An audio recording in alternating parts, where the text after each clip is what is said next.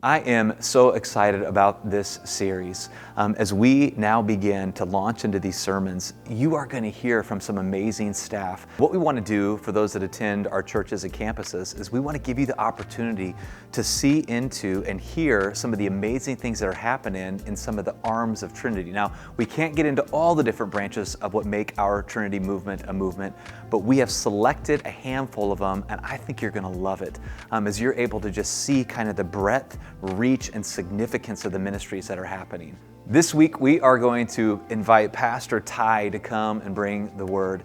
Ty is one of the people that are part of our youth ministry team, and Ty does an incredible job ministering to the kids. I tell you what, his heart is so pastoral. If you have students that are not involved in youth, you need to get them involved. Ty and the rest of the guys do a phenomenal job with that. And so this year, we've asked him to come and talk about his passion for students, that next generation students, and how we can help raise them up and prepare them to take on the world and honor God in powerful ways. And so I'm excited for Pastor Ty to come, bring the word, and maybe even share with you some places where you can help get involved to help make our student ministry even better yet. So let's welcome Pastor Ty to the stage.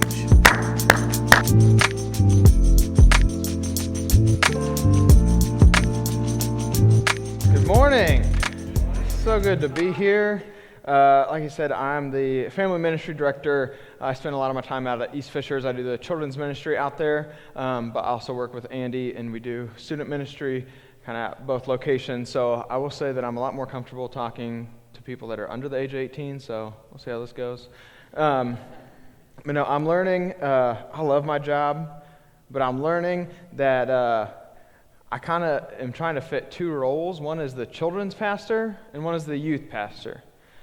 And I am not a children's pastor by nature. I'm learning. Children's pastors, their minds look like Excel sheets. They're super organized. They know every detail. They are also super good at coming up with crafts out of nowhere, and they love popsicle sticks and hot glue guns. And they also are super good at choreography. It's if a kid's song comes on, they know exactly what motions it should have, and I'm not that person. Luckily, we have some amazing people on our team that are. Matthew, I don't know if you're in here, but that's kind of how I sum up Matthew in a nutshell right there. But I'm not a children's pastor, but I am learning that my biggest fear is coming true, and I think I'm like the stereotypical youth pastor. The thing I wanted to avoid so hard and that I thought I would rise above, that I was too cool for, and I think maybe by definition that makes me. I think all youth pastors think they're too cool to be a youth pastor. So I asked some of our students, sometimes they'll just send me memes, like this first one is something that they just sent me, and I'm not sure how to take it. But that one's me for sure.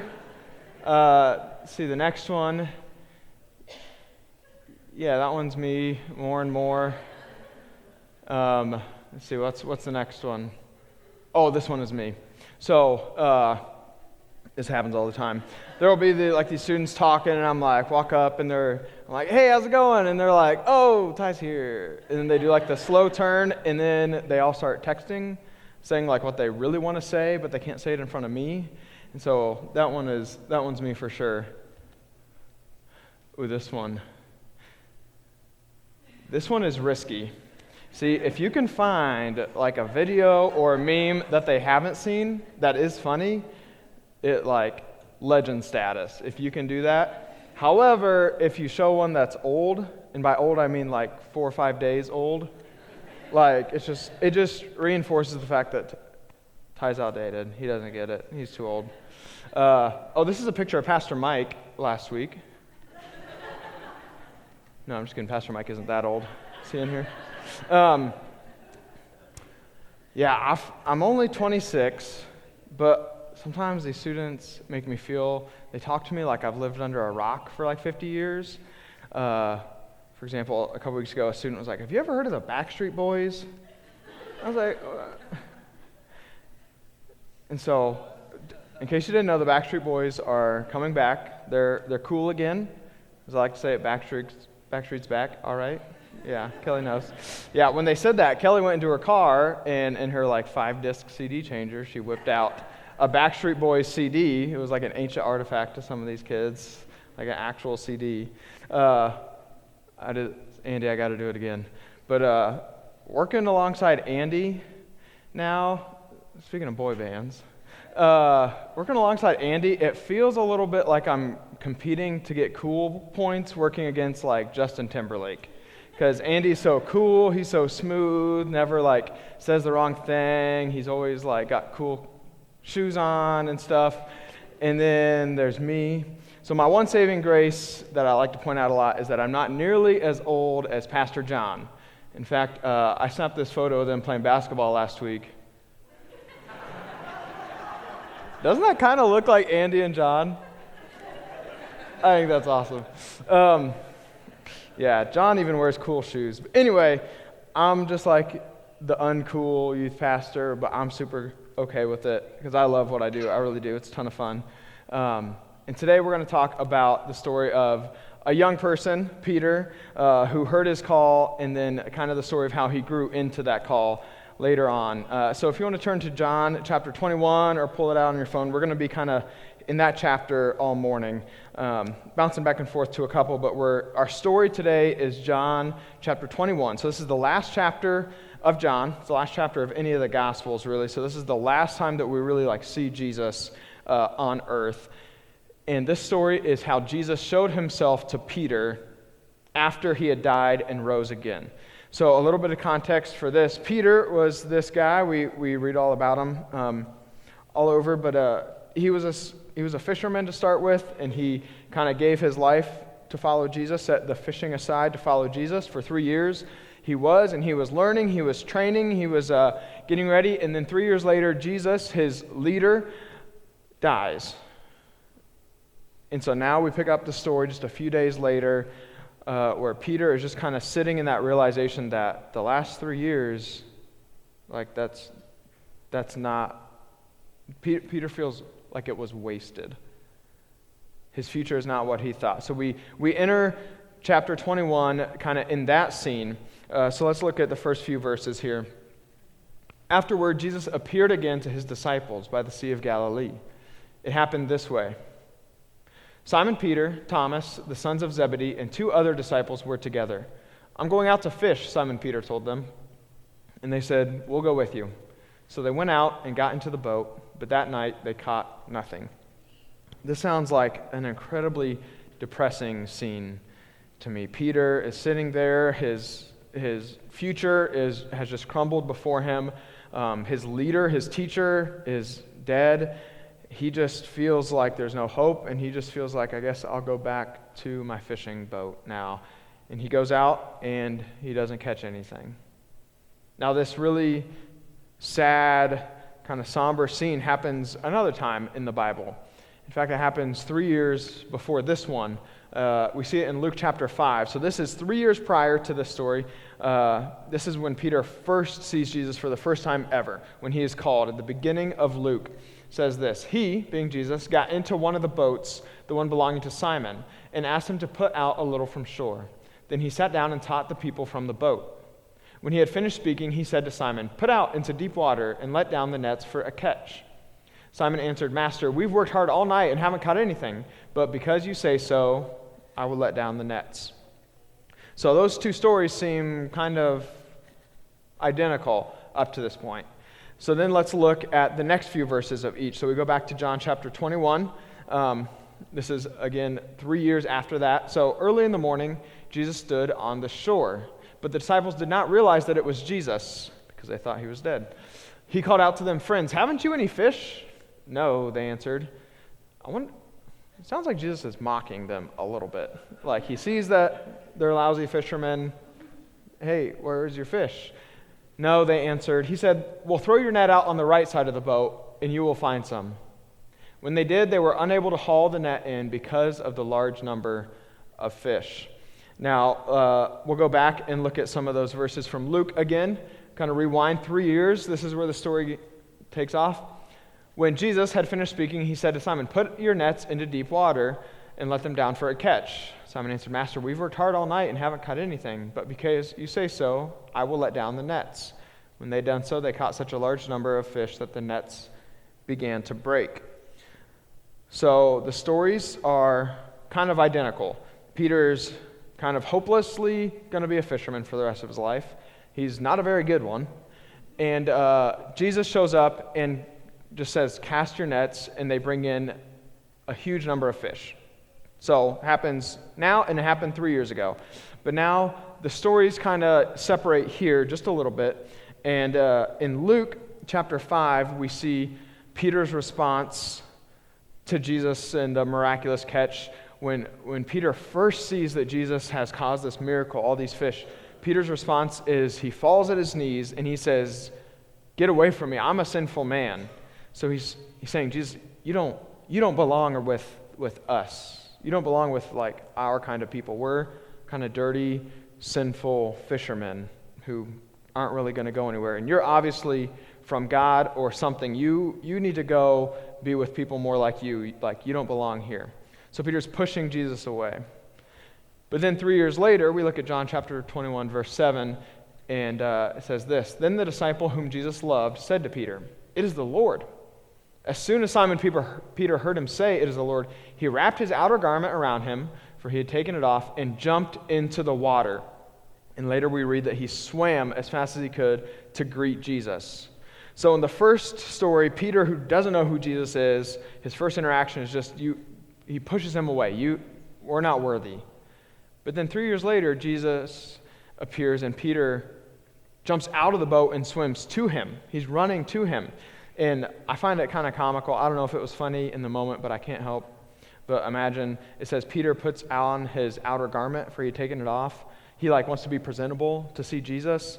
I imagine that happened today. It would be like Peter sitting there in his swim trunks fishing, and then he sees somebody important on the shore, and so he gets a button up and a necktie, and then jumps into the lake. I don't know if it was funny to them. It just seems a little bit funny to me. But Peter's response is totally different. And I think it's no coincidence that these two stories are seemingly identical, that they're parallels, that they mirror each other. See, Jesus is taking Peter on a journey, kind of on a nostalgic trip a little bit. In a matter of moments, Jesus is walking Peter back through his call 3 years ago. He's reminding him the actions are the same. The smells are the same. They're out fishing. His emotions are the same of, I'm a hopeless fisherman for the rest of my life. And Peter's kind of reliving that, and Jesus is walking him through that on purpose.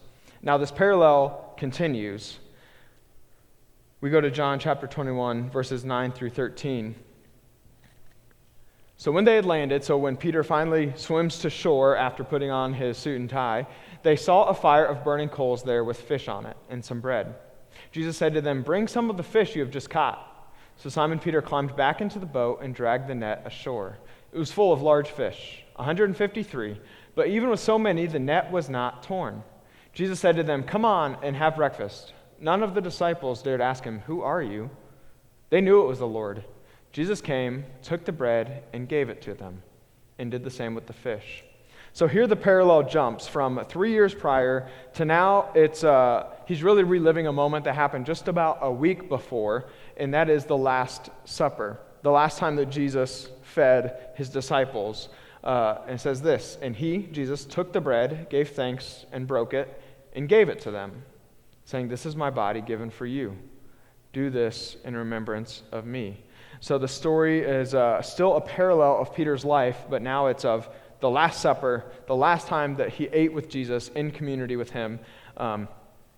Both times, Jesus took bread and gave it to them. So Jesus is feeding the disciples in both of these stories.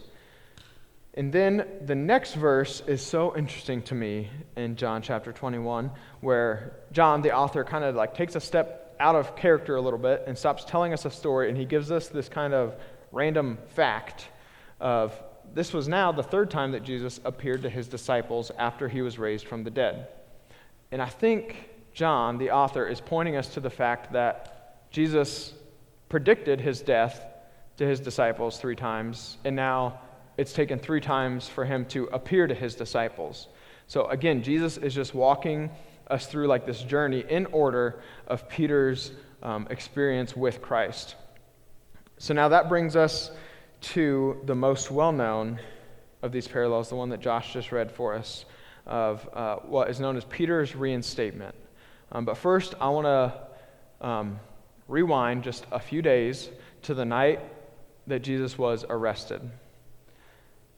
So Peter has given his life to follow Jesus, 3 years of his life, and his family's kind of been put on hold, his job, he's just devoted himself to this teacher, and he's following him. And in fact, Jesus has told Peter specifically, he's like in the inner circle, right? So he's like one of the like super close ones with Jesus, and Jesus has told Peter, you, Peter, are the one that I'm going to build my church on. You're the one that's going to take the reins. You're the one that is going to have the responsibility of building my church when I'm gone. So Peter, he's heard that. He knows that he's like in training to kind of like take over from Jesus. He doesn't know what it looks like, but Peter knows like I've got a lot on my shoulders. And then the night that Jesus was arrested, Peter watches his leader, his teacher, the one who called him, the one who believed in him. He watches him kind of just turn his hands over, be arrested, and eventually taken to be crucified. And Peter's mind is just, this is not what I signed up for. Like Jesus was promising freedom. He's going to set people free, neither Jew nor Gentile. So I imagine in Peter's mind that meant like Jesus is going to like overthrow Rome. Like this is going to be, he's the next Moses who set us free. Just like our ancestors were in captivity in Babylon. Like Jesus is the new person who's going to set us free. But here he is being arrested. So Peter sees his whole future, this calling that he thought he was going to live up to is just crumbled. And then within moments, we'll read here in a second, we see Peter just kind of give up on his future, give up on that call that Jesus had given him a few years ago. So we read here the story of Peter denying Christ. This is immediately following Jesus' arrest. We read in Luke, Jesus said, this is the next one. Here we go. Peter had to wait outside the door. The other disciple, who was known to the high priest, came back, spoke to the servant girl on duty there, and brought Peter in. You aren't one of this man's disciples too, are you? She asked Peter. He replied, I am not. Then just a few verses later, it continues. Meanwhile, Simon Peter was still standing there warming himself, so they asked him, you aren't one of his disciples too, are you? He denied it, saying, I am not.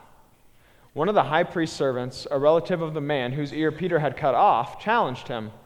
Didn't I see you with him in the garden? Again, Peter denied it, and at that moment, the rooster began to crow.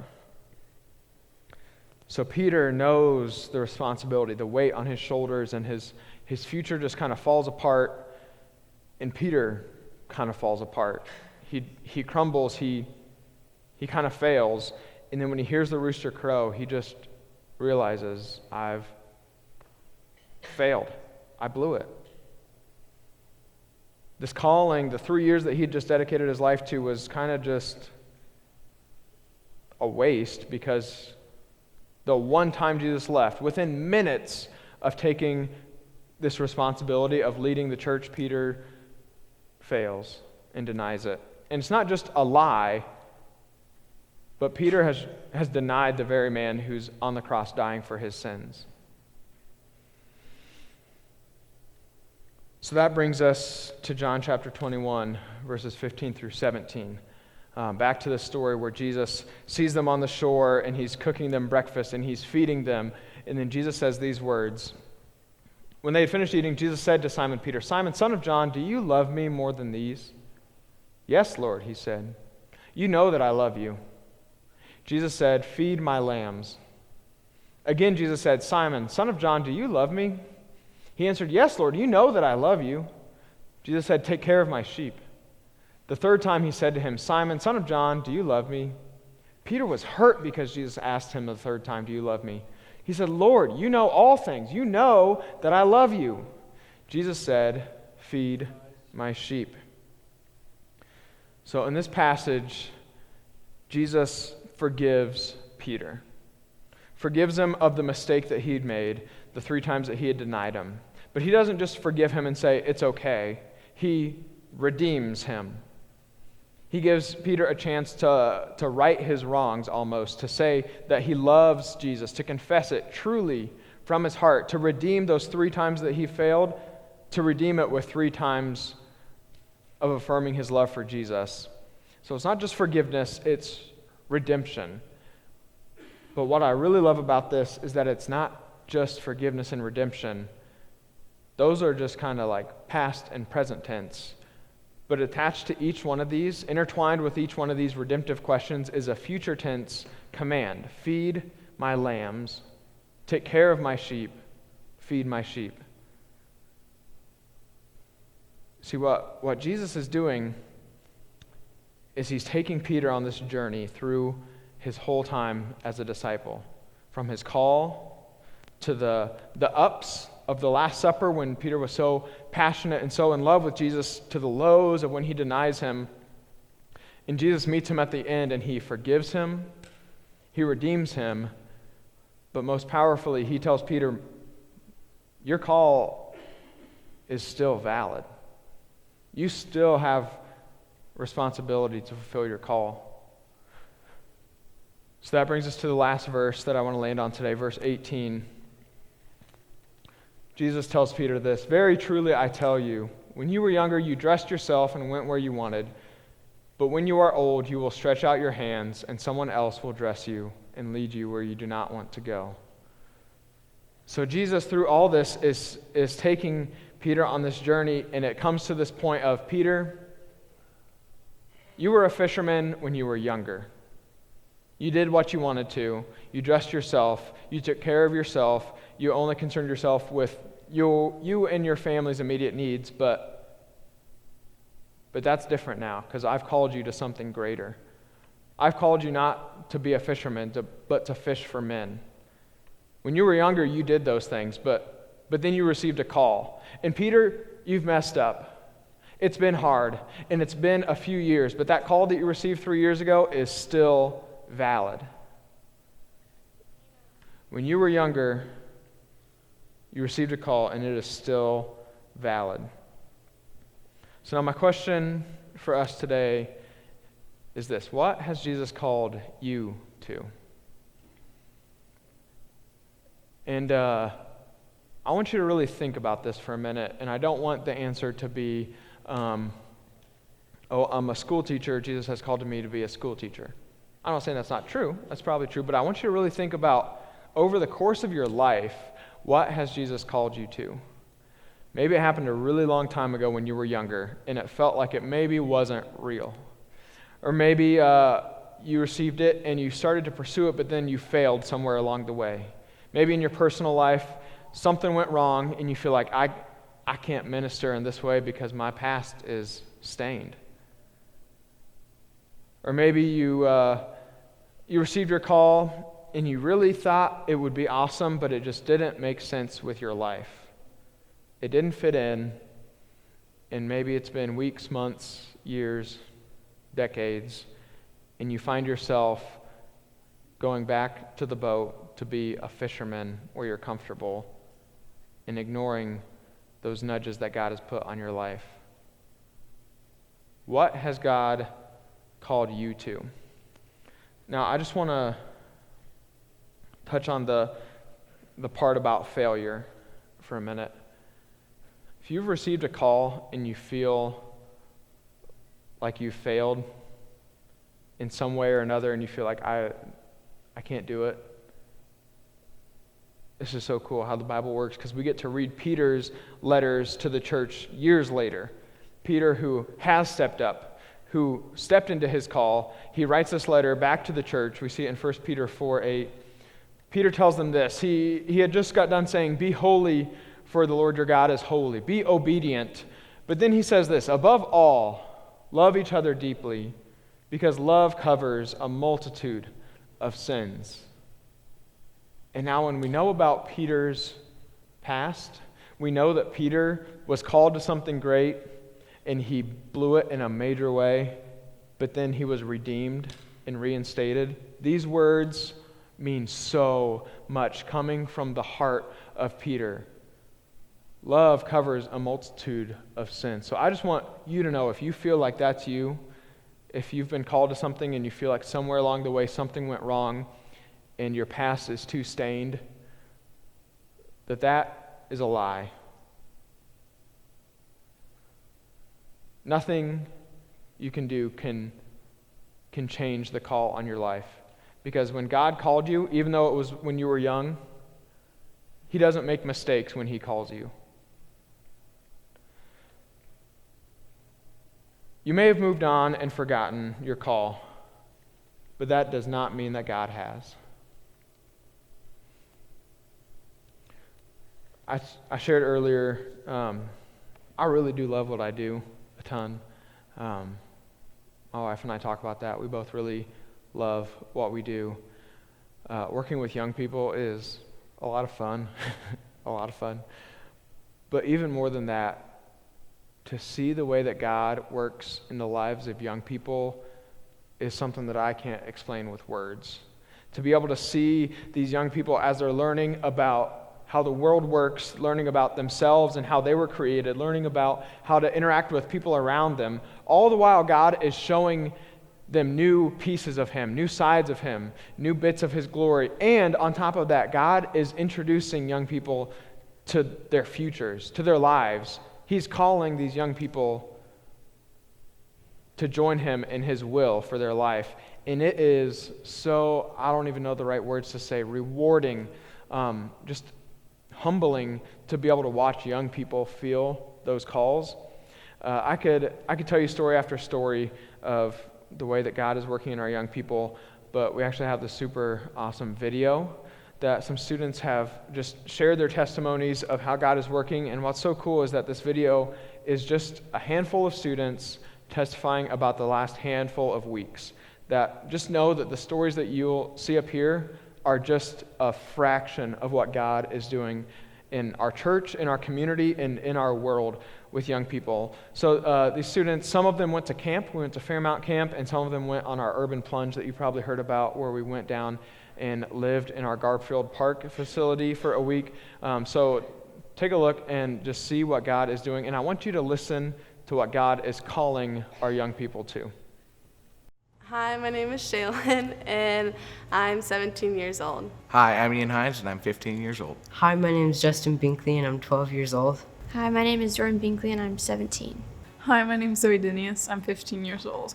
Hi, my name is David Alcantara, and I'm 15 years old. I wanted to go to camp because it was a lot of fun last year, going to junior high camp, and I heard senior high camp was a lot more fun, and I've kind of grown up at that camp, and I really wanted to go and be with my friends and see Jesus work. I wanted to go on the mission trip because I thought it would be a good opportunity to hang out with the youth group, just like we did at the Cincinnati mission trip a couple years ago, and I wanted to help people out at the same time. I went on this mission trip because my mom told me I had to go on a mission trip and get closer to God, and I had no idea who was going, but I ended up not knowing anybody in the beginning. Also, it wasn't anywhere far because I had lived in Indy my whole life. One part that stood out to me during the week was Thursday night, because I got to meet a lot of new people because we had the block party Thursday night. My favorite moment was Wednesday, July 13th. That's the day I accepted Jesus into my heart. My favorite part of Urban Plunge was probably the block party on Thursday night, because I got to meet so many different people, and I got to meet like Christy, who wants to be a missionary in Barcelona. I met David, who knows so much about Minecraft, and he's only 5. And then I spent like probably a majority of the night speaking to Linda and her granddaughter Trinity. We just got really great conversations about just life, and Serenity just really liked me after that night. I think that on Urban Plunge, God showed me that a lot of what I felt that I wanted to do with my life wasn't what He wanted me to do with my life, and that He kind of just opened my eyes to a different possibility. Because of this trip, I will be different in being, instead of not being all in with God, I will be all in with God, meaning I'll give my thoughts, my worries, and everything just to Him. Throughout the week, God was just showing me how much I really have been given compared to other people in the community, and it was really interesting and just like cool to see like meet all these people, and they live like right around the corner. This trip was a great experience for me, and I can't wait to go on more. I had a great time and met a bunch of new people, and they all became my new friends. And I really got closer to God and the church. And it really helped me with how I should live my life and be grateful.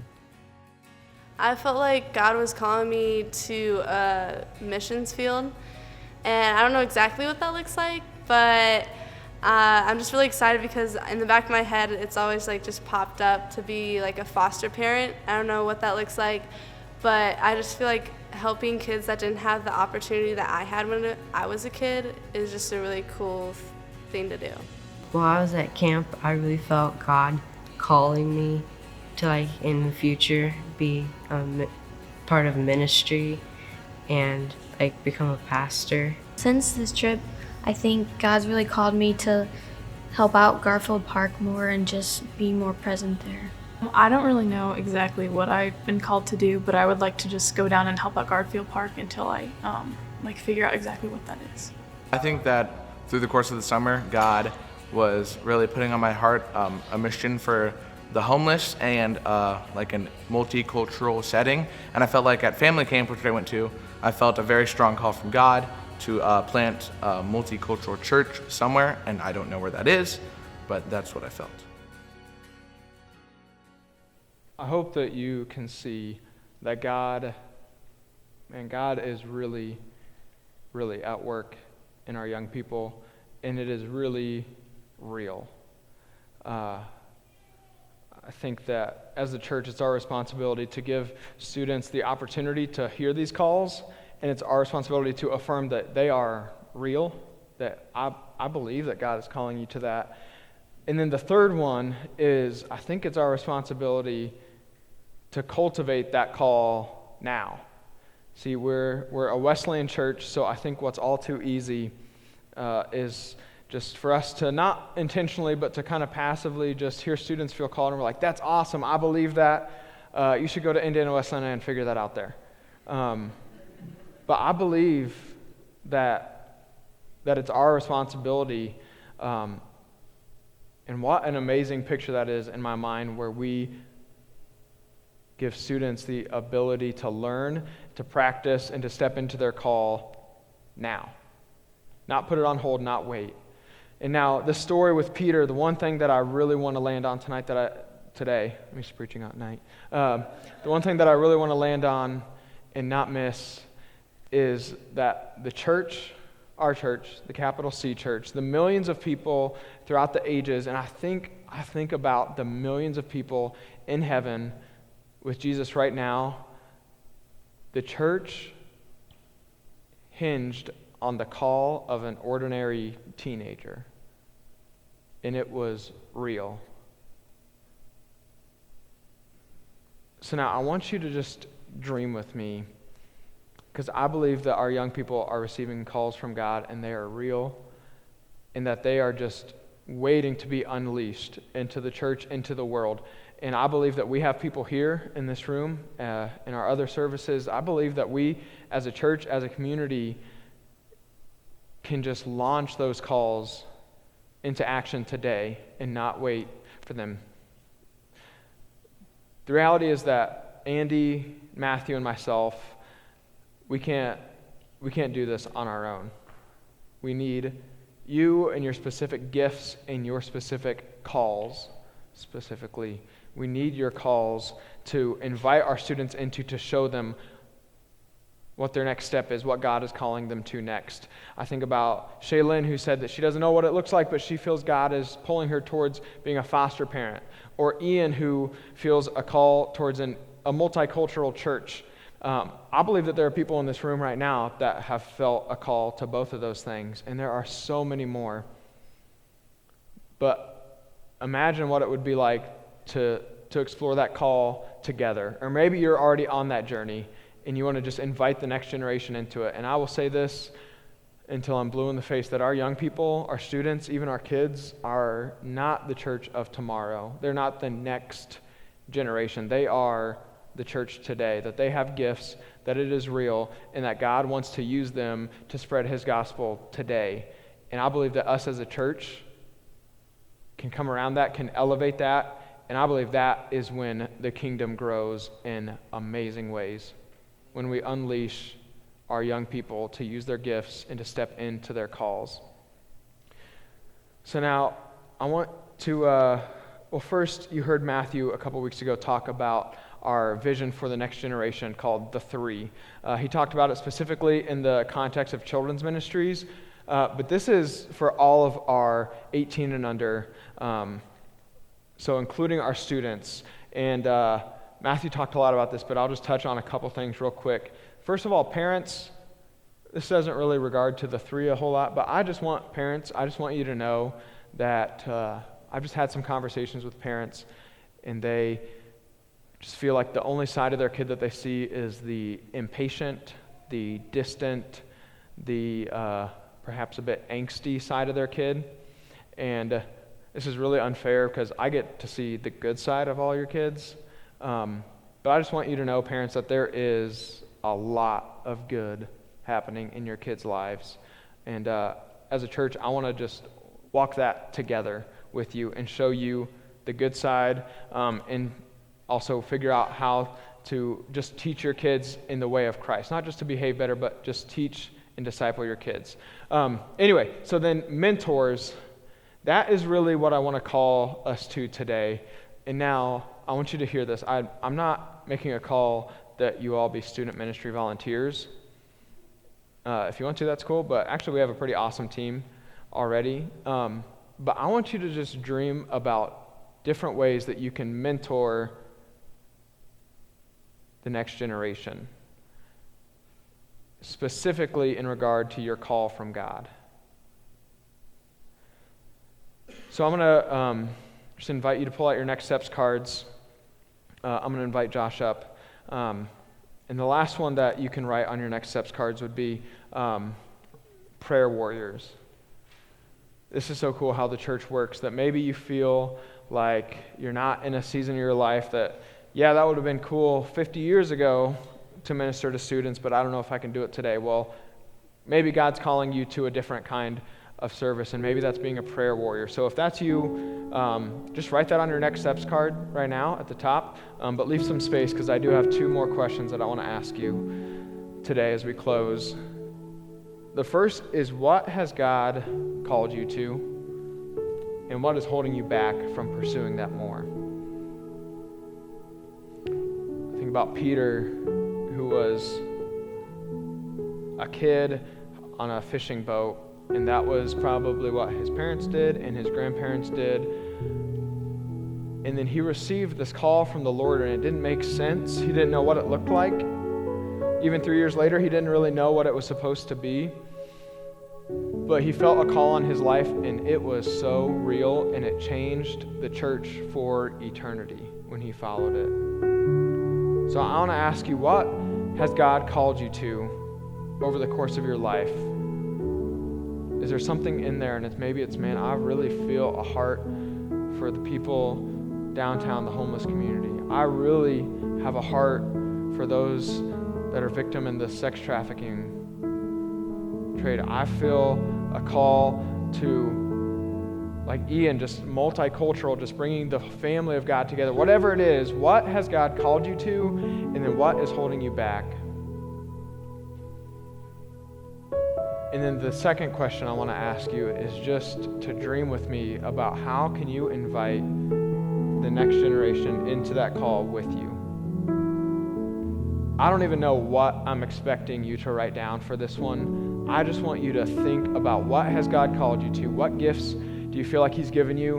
And how are some amazing ways that we, as not just Trinity, but as the church, can elevate our young people who are feeling that motivation, that ambition, that hunger to serve, to take the next step, to figure out what their call is next week. How can we come together and elevate that?